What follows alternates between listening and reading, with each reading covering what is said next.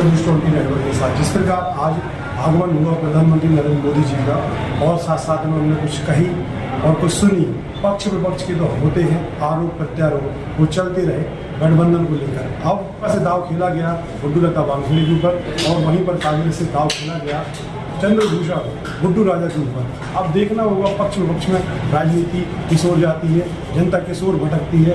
अभी तो कार्यक्रम चल रहा है और बड़े बड़े वादे और एजेंडे हुए हैं। वहीं पर SC ST OBC को लेकर भी कहना चाहिए कई ऐसी प्रारूप रखे गए हैं, पर अभी कुछ कहना मुश्किल है। 400 पार की राजनीति की सियासत जो है वो भी पायदान पर कैसी और किस प्रकार से चलेगी है कह पाना मुश्किल है। अभी संत रविदास के कार्यक्रम में कह रहे प्रधानमंत्री मोदी जी ने उद्बोधन दिया और देश के एजेंडे के लिए काफ़ी भावी योजनाओं की जिक्र किया। अब देखना होगा जिक्र और फिक्र किसके हाथ है। धर्म के आधार पर आरक्षण नहीं दिया जाएगा। खुद बाबा साहब आंबेडकर भी धर्म के आधार पर आरक्षण के खिलाफ थे, लेकिन कांग्रेस ने वर्षों पहले ही धर्म के आधार पर आरक्षण का खतरनाक संकल्प लिया। वो साल दर साल अपने संकल्प को पूरा करने के लिए भांति भांति के हथकंडे अपना रहे हैं। देशवासियों की आंखों प्रधानमंत्री मनमोहन सिंह जी ने भी ये बात बोली थी कि इस देश का हक पहला मुसलमानों का है। इतने दुर्भाग्य की बात कहना पड़ेगी। एक तरफ हमारी पार्टी और एक तरफ हमारे अपने इस विचार को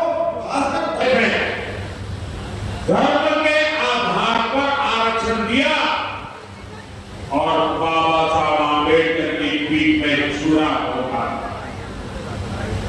संविधान के पीठ में छुरा होगा। 2009 का चुनाव हो या फिर 2014 का चुनाव, अपने घोषणा पत्र में दोनों बार कांग्रेस ने धर्म के आधार पर आरक्षण का वादा किया। कांग्रेस की तैयारी है कि SC ST OBC का 15% कोटा काट दिया जाए और फिर धर्म के आधार पर आरक्षण लागू हो। मोदी को 400 पार चाहिए। मुझे दलितों के आरक्षण की रक्षा करनी है, मुझे आदिवासियों के आरक्षण की रक्षा करनी है, मुझे OBC के आरक्षण की रक्षा करनी है।